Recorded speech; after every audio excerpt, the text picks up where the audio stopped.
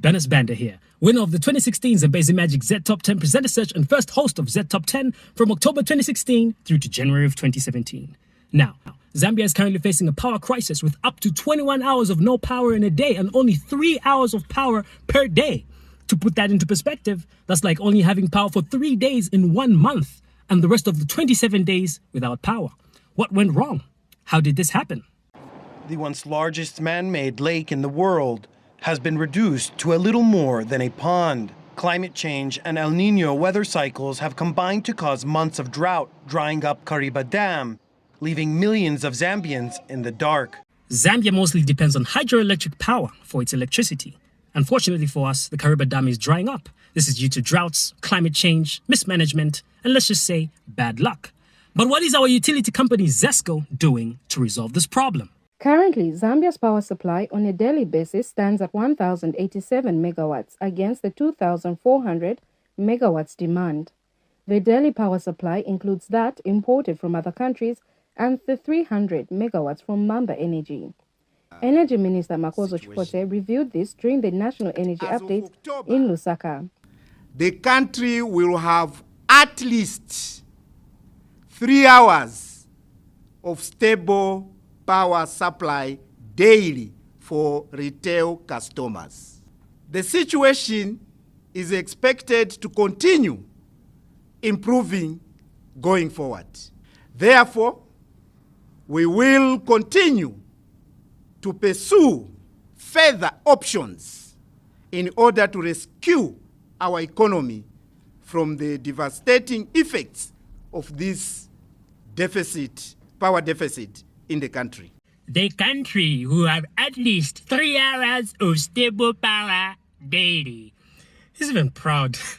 We must be living in hell, man. This is what hell must be like, where they are grinding and gnashing of teeth in darkness and where they are begging for at least one droplet of power. Like, please, ZESCO, help us all, ZESCO, almighty ZESCO. People can't wait, man. We can't wait. We need a solution right now. All they're saying is, oh, the long-term solutions are available, but we need a solution right now. This is like going to a restaurant and you order a meal and the chef is only learning how to cook. The chef is only learning how to boil water. I need my food. I need my meal right now. Due to the power deficit, we've now seen a rise in alternative power solutions, with most companies and businesses capitalizing on the situation, looking to make bank, looking to make money. And now we've seen a rise in solar advertisements. We're gonna have power! Yeah.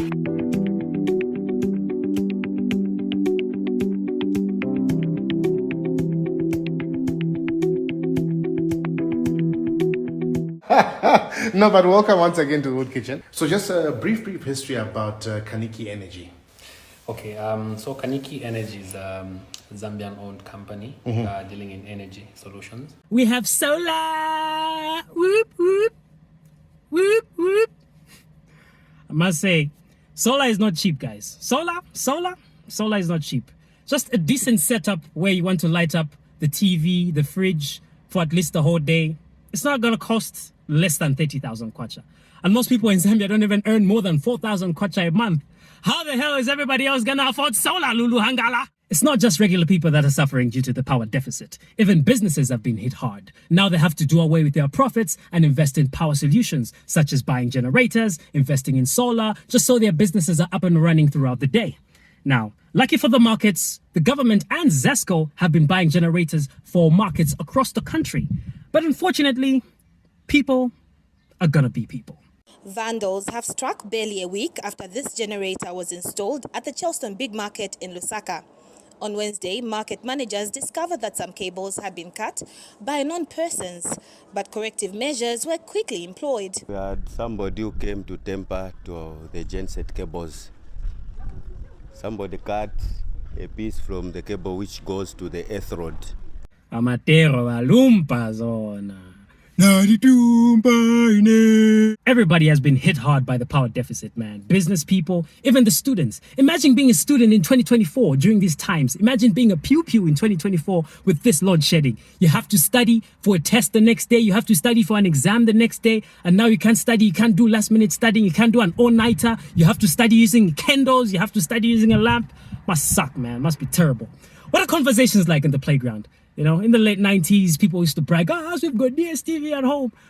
What are the kids bragging about? This is us at home, we've got solar, us, we've got an inverter. The secondary students are there, my Bali, my Bali has 2 liter batteries. Everybody is affected. Business people, students, and most recently, even the president.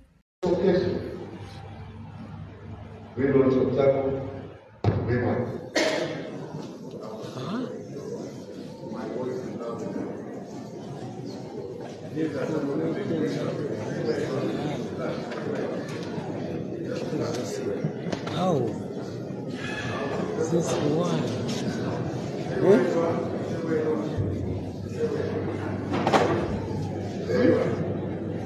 Are you not in the house of God? Amen, Papa. Go deeper. Man, that's a serious security breach by Zesco. Serious security breach. Anything could have happened. We would have been in mourning by now. And what was Zesco going to do? Just say, sorry, sorry, sorry. You know what? I've always said, sorry doesn't solve anything. This is what I always say even in the gym. I'm doing my squats and then there's going to be like a buff guy coming behind me and he's like, oh no, what you're lifting is too light. You should be adding more plates. Like, dude, I'm trying to protect my spine. If I snap my spine, I'm never going to be able to work out again. It's just going to be like, sorry, sorry, sorry. And then the next day, you're going to come back to the gym. You're going to be laughing, cracking jokes while lifting married people by the bum. Zesco have since apologized about the incident and released a statement. The corporation sincerely apologizes to President Hakainde Hichilema, the government of the Republic of Zambia, and all of its customers that were affected by the unplanned power supply interruption for the inconvenience and embarrassment caused. Embarrassment caused? You are the embarrassment, Zesco. You should be ashamed of yourselves. The statement further reads, Zesco treats all state functions with the highest priority and always ensures backup power is in place. In this instant, the standby generator at the university automatically activated and restored power within 12 seconds. Zesco further moved in to resolve the fault on the line within 2 minutes of its occurrence. Zesco even have the audacity to brag, at least we resolved the power in 2 minutes. Within 2 minutes, we resolved the power. Really? Really? There should have been no problem. There should have been no fault at all. We had an incident recently at my house. Thieves broke in and then they cut one of our cables and we had a live wire on the ground for 3 weeks. For 3 weeks, every day we called call center, we called customer care, at least 5 times a day. No, what's happening is there are a lot of thefts that are going on in the country. So you just have to wait. There's a queue. There are a lot of people like you who have had their cables stolen. Like, really? Seriously? You guys are lucky Hakainde Hichilema is a compassionate president.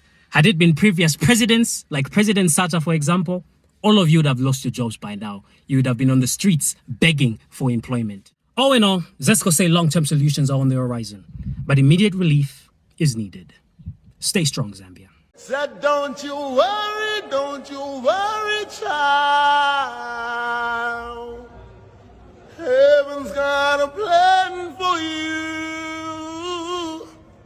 Oh, and by the way, I'm available to host your next corporate or entertainment event. Book a brother so I can buy my mom bigger solar panels. She's retired and bored at home.